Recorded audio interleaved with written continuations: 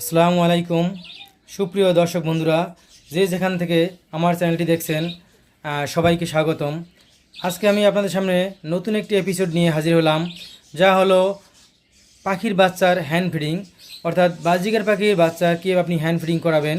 বাজিগার পাখি জানেন কিন্তু অনেক ছোট পাখি, সেই পাখিকে হ্যান্ড ফিডিং করাতে গেলে অনেকটা রিস্ক থাকে, কেননা ওর যদি কোনোভাবে নাকে খাবার ঢুকে যায় তাহলে কিন্তু সেক্ষেত্রে দুর্ঘটনা ঘটার সম্ভাবনা থাকে। যার কারণে হ্যান্ড ফিডিং করানোর কিছু নিয়মকানুন আপনাকে মানতে হবে। কী পরিমাণ আপনি পানি দেবেন, অর্থাৎ হ্যান্ড ফিডিংয়ে এটা পাতলা হবে নাকি ঘন হবে, আবার হ্যান্ড ফিডিংয়ের যে পাইপটি আপনি কী পরিমাণ ঢুকাবেন, এই বিষয়গুলো যদি আপনার ভালোভাবে ধারণা না থাকে তাহলে কিন্তু হ্যান্ড ফিডিং করাতে গেলে এতে বিপরীত হতে পারে। যাই হোক, আজকে এই বিষয়গুলো আপনাদের ধারণা দেব। এই বিষয়গুলো যদি জানতে চান তাহলে আমার সম্পূর্ণ ভিডিওটি দেখবেন। তার আগে আমার চ্যানেলটি সাবস্ক্রাইব করে রাখেন। এবার আমি আপনাদের বলবো যে কীভাবে আপনি হ্যান্ড ফিডিং শুরু করবেন। প্রথমেই দেখেন, আমি একটি পাতিলে গরম পানি নিয়েছি এবং এই যে সিরিঞ্জ এবং সিরিঞ্জের এই যে বাটিগুলো, এগুলো আমি গরম পানি দিয়ে ভালোভাবে ধুয়ে নিয়েছি এবং এটা একটা গরম পানি নিয়েছি যেটা দিয়ে আমি হ্যান্ড ফিডিংটা গোলাবো। তাহলে প্রথমে আমি এখানে দেখেন, গরম পানিটা আপনি কী পরিমাণ নেবেন আপনার পাখির উপর নির্ভর করবে, যে কয়টা পাখির বাচ্চা তার উপরে নির্ভর করবে। যে আমি মূলত 4টা পাখির বাচ্চা, মানে 4টা বাজিগার পাখির বাচ্চার জন্য আমি হ্যান্ড ফিডিং করাবো। সেক্ষেত্রে আমি চামচ দিয়ে মেপে নিতে পারি। যে দেখেন 3 চামচ, মোটামুটি আমি 3 চামচ পানি নিলাম এবং 3 চামচ পানির পরে দেখবেন আমি হ্যান্ড ফিডিংয়ের যে ছোটো চামচগুলো থাকে সেই চামচ দিয়ে আমি 4 চামচ, এই দেখেন আমার হ্যান্ড ফিডিং, এটা আপনারা হয়তো নিশ্চয়ই আগে ভিডিওতে দেখেছেন যে আমি নিজেই আমার বাসায় আমার হ্যান্ড ফিডিংটা আমি নিজেই তৈরি করেছি, যে সকল উপাদান দিয়ে এবং যে ফর্মুলা, সেটা আমি আগে একটা ভিডিও দিয়েছি, চাইলে সেটা আপনারা দেখে নিতে পারেন কীভাবে হ্যান্ড ফিডিং তৈরি করা যায়। তা দেখেন এখানে আমি এরকমের 4টা বাজিগারের জন্য, যেহেতু ছোট বাচ্চা তার জন্য আমি এরকমের 4 চামচ আমি হ্যান্ড ফিডিং দিলাম। এবার দেখুন আমি এটা হাত দিয়ে নাড়িয়ে নেড়ে গুলাইতেছি। যদিও আমি 3 চামচ বা 4 চামচ এটাই আমি ব্যবহার করি। তারপর যদি দেখেন যে এটা এই ফিডিংটা অতিরিক্ত পাতলা হয়ে গেছে, তাহলে একটু আপনি গুঁড়ো মিলিয়ে নিতে পারেন, অথবা যদি দেখেন বেশি ঘন হয়ে গেছে তাহলে একটু আপনি পানি মিলিয়ে নিতে পারেন। তাহলে সেক্ষেত্রে আপনি খেয়াল রাখবেন যে কীরকম ঘন বা পাতলা আপনি এটা তৈরি করবেন। আমি আপনাদের দেখাবো। দেখেন আমি নাড়াইতেছি, সম্পূর্ণ ভালোভাবে কিন্তু মিশাইতে হবে। ভালোভাবে না মিক্স করলে যদি কোথাও শুকনো থাকে গুঁড়ো, সেগুলো কিন্তু গলায় যে আটকে যেতে পারে, অথবা সিরিঞ্জে আপনার ওকে খাওয়াতেও সমস্যা হবে। এই দেখুন আমার এটা কিন্তু একটু বেশি পাতলাই হয়, এই দেখেন এই যে পড়ে যায়। যদিও এরকম ছোট বাচ্চার জন্য এটাই যথেষ্ট, ছোট বাচ্চার জন্য আপনি এরকম দিলেই যথেষ্ট হবে। কিন্তু আমার বাচ্চারা একটু বড় হয়েছে, অর্থাৎ ওরা নিজেরাই কিছু কিছু খাওয়া শুরু করছে। এতদিন আমি এরকমই পাতলাই খাওয়াতাম, কিন্তু এখন আর একটু আমি দিয়ে নেব, একটু বেশি পাতলা এই জন্য।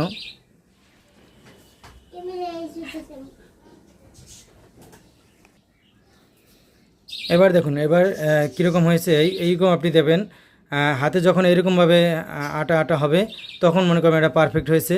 একটু বড় বাচ্চার জন্য, কিন্তু একবারে যখন 2-3 দিন বা 5 দিন 7 দিনের বাচ্চার জন্য কিন্তু এটা একটু ঘন হয়ে গেছে। 15 দিন 10-15 দিন বয়স যখন হবে তখন তার জন্য এটা ঠিক আছে। নাহলে যত আপনি পাতলা দেবেন তাড়াতাড়ি কিন্তু আবার ওর পেটের থেকে শেষ হয়ে যাবে। যার কারণে একটু বড় বাচ্চা আমার, এই জন্য এটা করেছি। এবার দেখেন আমি সিরিঞ্জে ঢুকাবো। এই দেখুন আমার যেটুকু আমি গুলিয়েছিলাম সম্পূর্ণটা আমার এখানে ঢুকানো হয়ে গেছে।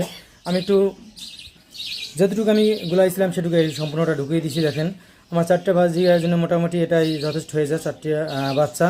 এবার দেখেন আমি বাচ্চাদের কীভাবে খাওয়াবো। এই দেখুন আমার বাচ্চাটা, এটা কিন্তু খাওয়াতে খাওয়াতে ওই দেখেন খাওয়ার জন্য কী করতেছে, ওই খাবে, এটা খাবে, এটা এভাবে খাওয়ারই অভ্যাস। এবার আমি খাওয়াতে খাওয়াতেই কিন্তু এটা বড় করছি। এটা অনেক ছোট সময়, আরও অনেক আগে থেকেই খাওয়ানো শুরু করছি। এই দেখেন এবার এটা আপনি মুখে এভাবে ঢুকাবো।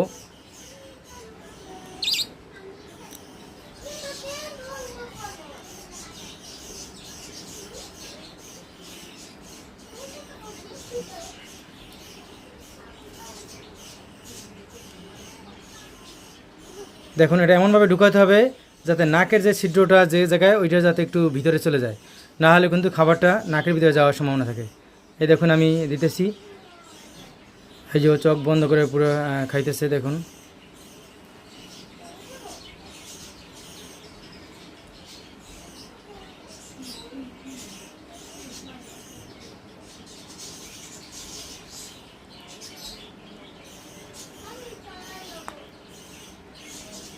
এই দেখুন কী পরিমাণ আমার খাবার গেছে, মোটামুটি ওর পেট ভরে গেছে, আমার হাতেই বাজতেছে যে ওর পেট এখন ভরে গেছে।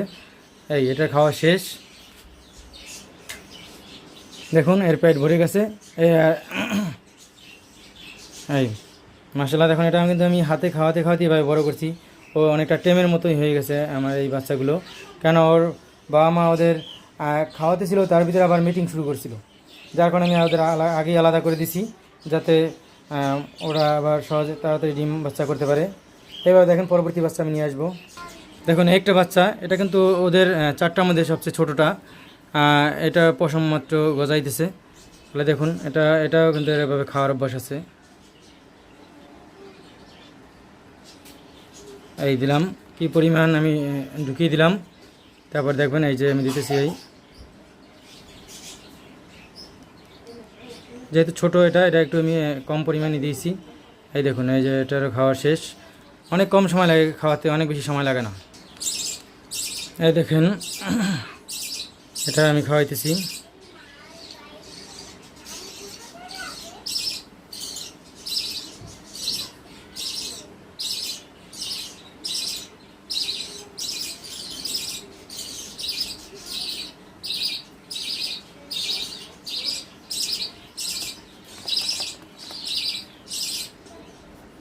এবার দেখেন এই সর্বশেষ বাচ্চাটা যেটা, এটাকে খাওয়ালি আমার 4টে বাচ্চার খাওয়ানো শেষ।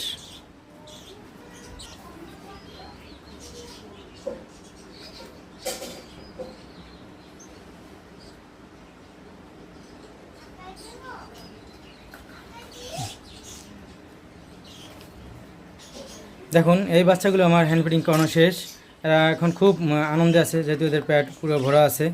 এভাবে যদি আপনারা চান আপনাদের বাজিকার বাচ্চাদেরও এরকম হ্যান্ড ফিডিং করাতে পারেন। এগুলো কিন্তু অনেক ছোটো সময় থেকে আমি হ্যান্ড ফিডিং করাতে এই পর্যন্ত বড়ো করেছি।